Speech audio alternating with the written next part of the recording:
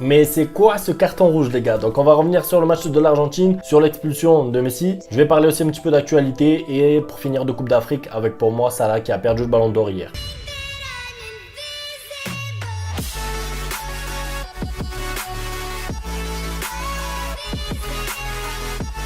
Les gars, j'espère que vous allez bien. Alors franchement, j'ai été surpris par l'intensité du match hier entre l'Argentine et le Chili. Je vous avais dit que pour moi, c'était un match de la 3e place, un match qui n'allait pas vraiment compter. Au final, c'était incroyable. Les joueurs ils se sont donnés à fond.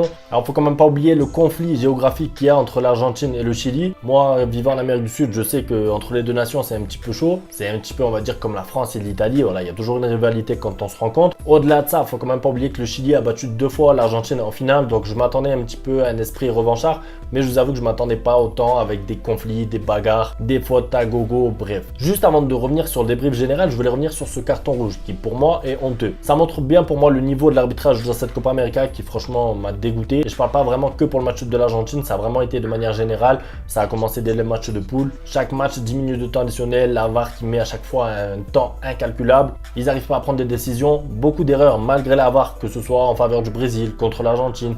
Il y a eu aussi pas mal contre l'Uruguay, pour le Pérou. Donc moi je dis que c'est scandaleux, pourquoi? Parce qu'on n'est plus en 2016, on n'est plus en 2017, maintenant il y a la VAR les gars, donc je comprends que l'arbitre puisse se tromper sur le moment, c'est vrai qu'il est quand même loin du conflit au moment où il y a le coup de tête, donc il peut voir de loin que les deux se mettent un coup de tête, c'est vrai qu'il peut mal percevoir l'action et du coup mettre un carton rouge aux deux joueurs, je comprends, mais là où il y a le problème les gars, c'est que la VAR elle intervient pas en fait, il n'y a personne qui est dans le camion, ils sont 4, 5 arbitres, ils ont tous une petite télé, donc ils ont tous vu l'action, ils sont tous conscients de ce qui s'est passé et il n'y en a pas un qui prend la responsabilité d'appeler l'arbitre principal et de dire non mais si c'est pas carton rouge. Alors avant de parler plus, je vous mets l'image tout de suite et on se retrouve juste après, vous me dites ce que vous en pensez.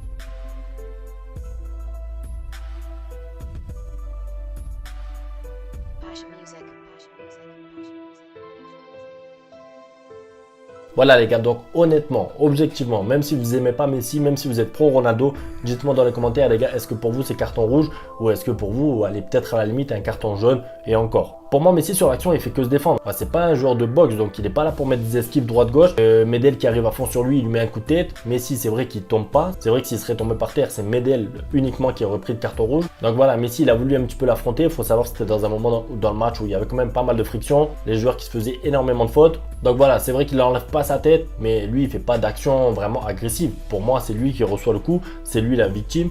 Et lui mettre un carton rouge pour ça, pour moi, c'est énorme. Donc voilà, pour moi, il n'y a pas besoin d'avoir fait 10 ans d'études d'arbitrage ou dans le foot pour voir que c'est pas carton rouge. Et comme je vous ai dit, les gars, pour moi, l'arbitrage, il m'a vraiment un petit peu déçu dans cette Copa América, voire même dégoûté de la compétition. Avant de poursuivre, les gars, je voulais vous faire une petite pub. C'est pas une pub payante, c'est un pote à moi dans la vraie vie. Alors lui, il a commencé YouTube il y a 2 ans, donc avant moi. Et lui, il fait vraiment ça par passion. Il m'a jamais demandé de parler de sa chaîne. Il fait du gaming, donc un petit peu de FIFA, tout ça. Il a pas beaucoup d'abonnés, mais je voulais lui faire une petite pub, voilà, comme ça. Profitez que moi, j'ai un petit peu de monde qui me suit pour pourquoi pas vous envoyer vers sa chaîne, aller faire un tour. Il a des concepts originaux, il joue un petit peu à FIFA avec son père, tout ça. Donc voilà, il fait vraiment par passion. De toute façon, je vous mets le lien dans la description. C'est vraiment un mec que je connais en vrai. Il habite dans la même ville que moi où j'habitais à Nice. Donc bref, allez faire un tour. Non, non, non, le talent.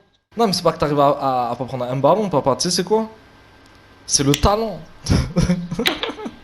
Décidément les gars, je vais commencer à avoir quelque chose contre le Chili. Voilà, ils ont éliminé la Colombie cette année. Vous savez que j'adore la Colombie. Ils ont battu l'Argentine 2 fois en finale, en 2015 et en 2016. Donc voilà, ça commence un petit peu. Alors après les gars, je vais donner mon avis. Mais je pense quand même que les déclarations de Messi après le match contre le Brésil, elles n'ont pas vraiment aidé l'Argentine et encore moins Messi. On se rappelle qu'il a critiqué l'arbitrage. Voilà, tu fais ça alors qu'il te reste un match. C'est vrai, pour moi l'arbitrage, il n'a pas été bon contre le Brésil.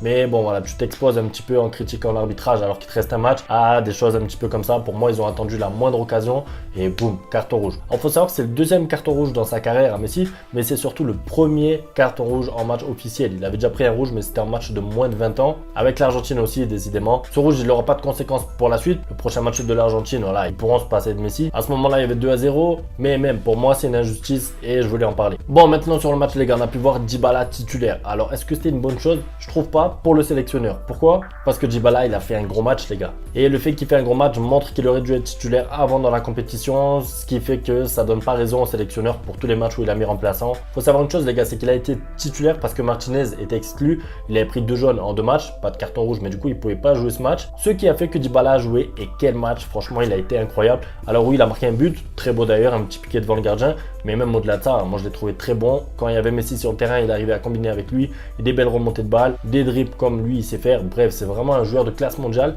et pour moi le fait que l'Argentine se soit passée de lui pendant toute la compétition, c'est une grosse erreur. Après voilà, ça servira de leçon pour le sélectionneur s'il reste pour la saison prochaine, pour l'année où il y aura la Copa América en Argentine et en Colombie d'ailleurs, ou ça servira de leçon au nouveau sélectionneur, même si je pense qu'avec la fin de la Copa América qu'ils ont fait, l'Argentine gardera ce sélectionneur. Mais top 3 les gars, donc voilà, numéro 1 Dybala, parce que pour moi il n'a pas joué de la compétition, il aurait pu un petit peu être démoralisé, au final il a fait un gros match. Il n'y a pas énormément de joueurs de sa qualité dans le monde, et pour moi le mettre remplaçant c'était vraiment une erreur. Numéro 2 les gars, j'ai aimé Foyth, arrière droit, encore une fois il a fait un gros match. Normalement il est défenseur central et franchement il se débrouille très bien arrière droit. Il stresse pas dans la relance, c'est vraiment sa qualité première. Tu as l'impression que des fois il va dégager, mais en fait non, il calme le jeu, il repart de derrière, ou alors il trouve des passes difficiles à trouver entre 2 joueurs, tout ça. Donc voilà, moi j'adore ce joueur. En plus il a bien défendu, solide, et il a fait quelques petites montées intéressantes. Mais en 3 les gars, je vais mettre Messi. Même si c'est vrai qu'il a joué 40 minutes, il est quand même passeur décisif. Il faisait un très gros début de match avec des dribbles. Voilà, tu voyais quand même qu'il avait envie de bien finir la compétition. Dans la distribution du jeu, tout ça, le lien entre la défense et l'attaque,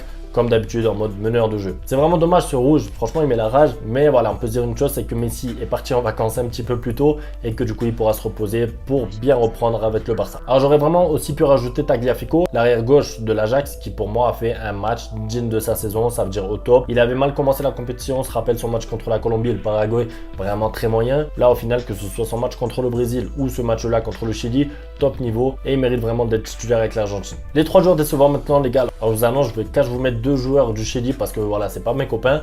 En numéro 1, Medel, qui pour moi a gâché le match. C'est vrai qu'on sait que c'est un joueur agressif qui aime rentrer dedans, faire des fautes et tout, mais là il a un petit peu abusé. Son contact avec Messi c'est abusé, en plus de ça il provoque l'expulsion de Messi. Du coup la deuxième mi-temps à 10 contre 10, c'était voilà, il y avait énormément d'espace, ça a désorganisé un petit peu les 2 équipes. Bref, son match m'a énervé. Autre joueur qui m'a déçu, c'est Vargas, voilà, attaquant du Chili qui normalement est tout le temps un petit peu dangereux, un petit peu comme Guerrero du Pérou. C'est vraiment un attaquant qui lâche rien et tout, et là je l'ai trouvé très léger, il s'est pas montré dangereux. Bref, décevant. Numéro 3 les gars, je mets pas un joueur, je mets l'arbitre. Pour moi, voilà, je vous ai expliqué les raisons. Je tiens à le mettre dans les 3 décevantes de cette rencontre parce qu'il fait partie des acteurs de la rencontre.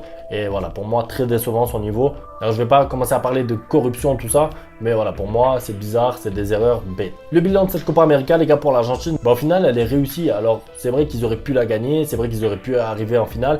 Mais voilà, il y a des équipes comme l'Uruguay, comme la Colombie qui avait fait un gros début et qui au final sont tombées tôt dans la compétition. Là, l'Argentine finit 3e, donc sur le podium, c'est vraiment pas mal. Faut pas oublier leur match contre le Brésil où ils auraient peut-être mérité mieux, 2 poteaux, des pénaltys non sifflés, un arbitrage encore une fois très léger. Là, ils finissent bien la compétition par une victoire. En plus de ça, ils m'ont impressionné dans ce match. Pourquoi? Parce qu'ils perdent Messi, qui est le meilleur joueur de leur équipe. À la mi-temps, je pense que tous les joueurs ont vu l'action et savent que le rouge de Messi n'est pas mérité. Et au final, ils ont réussi à revenir à fond en deuxième mi-temps. Ils encaissent un but un petit peu litigé aussi parce que c'est un pénalty. Ça aurait peut-être pu être coup franc, voilà, c'est sur la ligne, donc oui c'est penalty, mais c'est vraiment limite. Le Chili qui revient 2-1, on se dit attention, peut-être que l'Argentine peut craquer. Au final non, ils ont dominé toute la fin de match en réussissant à garder le ballon au milieu du terrain, à réussir à faire tourner le jeu, donc franchement propre. Je pense vraiment qu'ils ont un bel effectif, un bon groupe pour l'année prochaine, pour la Copa América qui sera chez eux et en Colombie, je le répète. Alors oui, tout n'est pas parfait, ils auront quelque chose à améliorer, mais dans l'ensemble, s'ils commencent la Copa América l'année prochaine comme ils ont fini celle-là, franchement ils feront partie des favoris. Un point sur l'actualité les gars maintenant avec Griezmann, il ira pas s'entraîner avec l'Atlético aujourd'hui. Alors j'ai parlé de lui déjà dans la vidéo d'hier. Je vous avais annoncé que l'Atlético l'avait convoqué en gros pour aller s'entraîner avec le reste de l'équipe.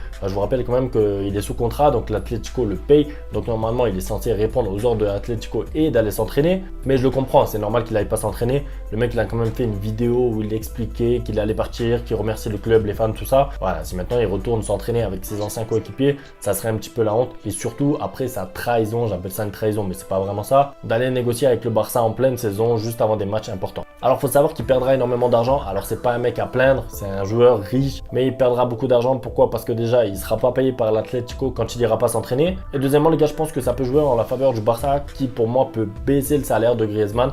Pourquoi? Parce que maintenant l'Atlético va seulement accepter une offre de 120 millions ou rien du tout. Donc le Barça peut se dire, voilà, on en profite et du coup proposer un petit peu moins de salaire pour payer les 120 millions à l'Atlético, ce qui fera que Griezmann perdra encore plus d'argent. Pour finir les gars, un petit point sur la Coupe d'Afrique avec le Cameroun qui s'est fait éliminer par le Nigeria. J'ai vu une petite partie du match, franchement c'était équilibré, mais voilà, le Cameroun a craqué, Nigeria a gagné 3-2. Mais voilà, je voulais revenir plus précisément sur Salah parce que l'Égypte a perdu, c'est vraiment incroyable parce qu'ils étaient dans les favoris. Faut rappeler quand même que la compétition elle se déroule chez eux. Pour moi, il a perdu le ballon d'or hier, je sais pas vous, mais voilà, faut savoir que pour moi il y avait 5 vraiment potentiels gagnants, c'était Messi, Salah, Mané, Virgil et Cristiano Ronaldo. Je donne pas d'ordre, je sais pas, j'ai donné les 5 comme ça. Et c'est vrai qu'on n'est pas à une époque où on peut dire qui est-ce qui le gagnera, mais en tout cas on peut dire qui est-ce qui l'a perdu. Et pour moi, perdre en 8e de finale la Coupe d'Afrique dans une compétition où 1 t'es favori et 2 t'es à la maison, donc à domicile, bah ça élimine tes chances. En plus on sait que Salah a gagné que la Ligue des Champions, même si c'est pas mal. Il a pas fait une meilleure saison que la saison d'avant où là il aurait peut-être mérité d'être sur le podium. Donc voilà, je le vois vraiment compliqué. Pour moi il a perdu le ballon d'or, mais voilà, dites-moi ce que vous en pensez. De toute façon les gars, je ferai une vidéo spéciale ballon d'or juste après la Coupe d'Afrique. Je sais que ça vous intéresse pas mal le ballon d'or, je le vois sur Instagram. Bref, c'est tout pour l'actualité les gars. Merci à vous pour le soutien. En ce moment la chaîne elle explose pour moi et c'est vraiment grâce à vous, les likes, les partages, tout ça. On se retrouve demain pour la suite de l'actu. Merci à vous. Ciao.